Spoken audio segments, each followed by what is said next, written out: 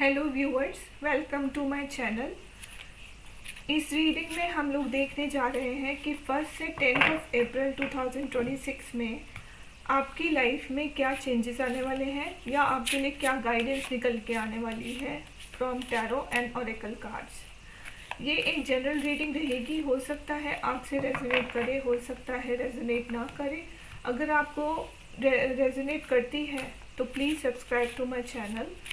और अब हम शुरू करते हैं टॉरस यानी कि वृषभ राशि वालों के लिए कि उनका अप्रैल का 1 से 10 कैसा जाने वाला है या क्या गाइडेंस है। तो first card is balance, next card is guilt and third card is recovery.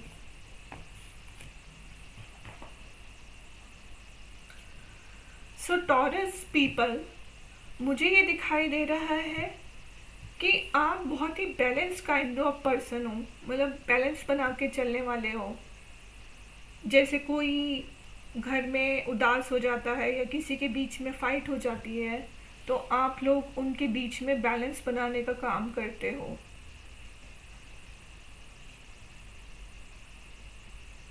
आप क्योंकि अपने आप को गिल्टी समझते हो कि ये मेरी रिस्पॉन्सिबिलिटी है कि मैं घर में या ऑफिस में चीज़ें ठीक करने का ट्राई करूं।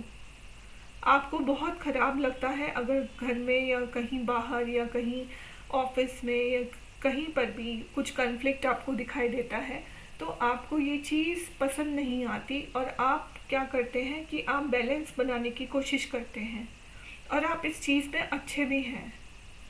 देन मुझे लग रहा है आप में से कुछ लोग रिकवरी के पाथ पे भी चल रहे हो, या तो किसी इलनेस से या किसी एंजाइटी से या किसी और चीज़ से रिकवरी के पाथ पे हो और अच्छा कर रहे हो रिकवरी के पाथ में।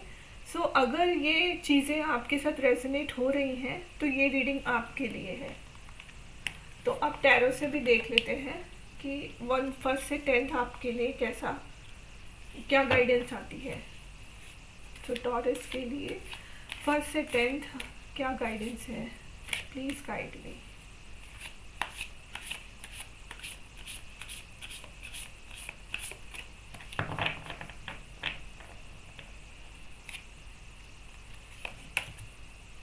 Queen of swords,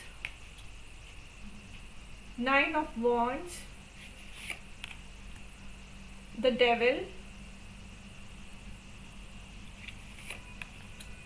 and queen of wands. तो हमारे पास 2 क्वींस आई हैं।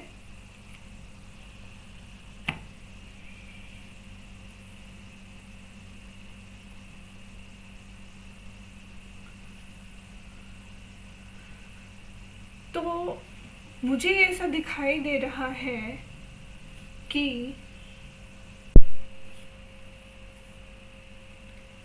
आप लोग जो हैं आपकी लाइफ में बहुत सारे चैलेंजेस आए।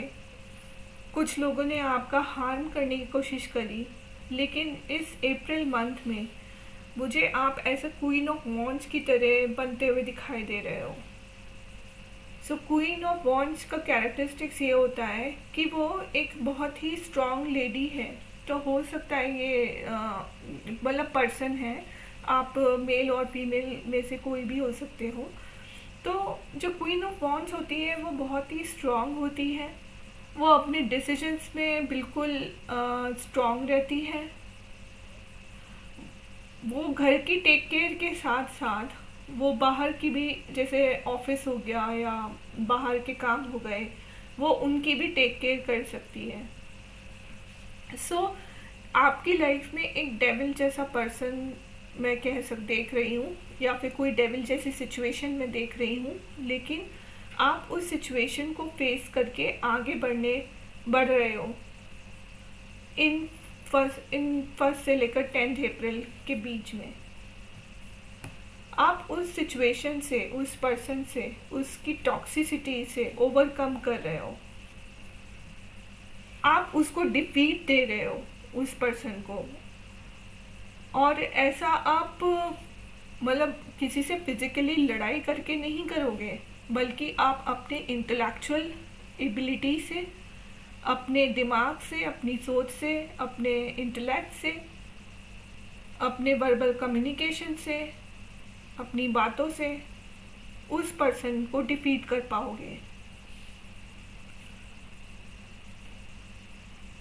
अब आप थक चुके हो उस पर्सन को फेस करते करते, लेकिन आप अपने ब्रेवरी से, अपने इंटेलेक्ट से आप उस पर्सन को या उस सिचुएशन से निकल पाओगे। तो और कार्ड से देख लेते हैं आपके लिए क्या गाइडेंस है।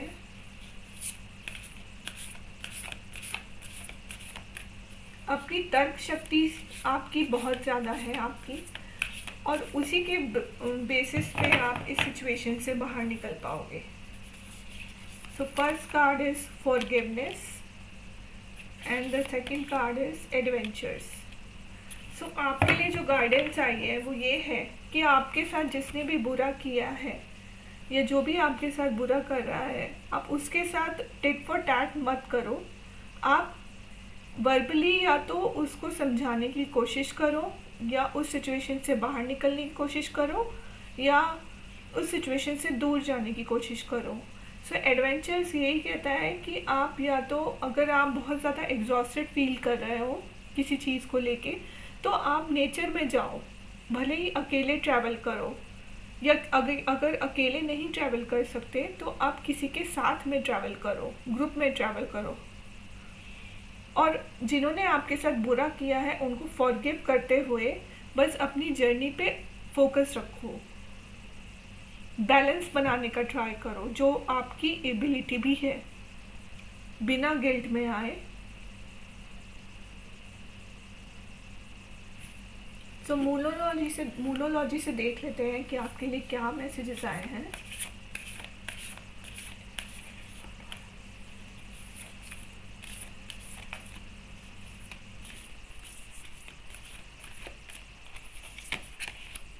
Look at the bigger picture. Hold your vision. So जो आपका एम है आप बस उसके ऊपर फोकस रखो, आपके लिए यही मैसेज आता है। और एक बिगर पिक्चर देखो, ना कि इन छोटे मोटे जो चैलेंजेस हैं या लोग हैं जो टॉक्सिसिटी फैलाते हैं उनके ऊपर ध्यान देने के बजाय आप अपने बिगर पिक्चर को देखो, अपना विजन बिल्कुल फोकस रखो,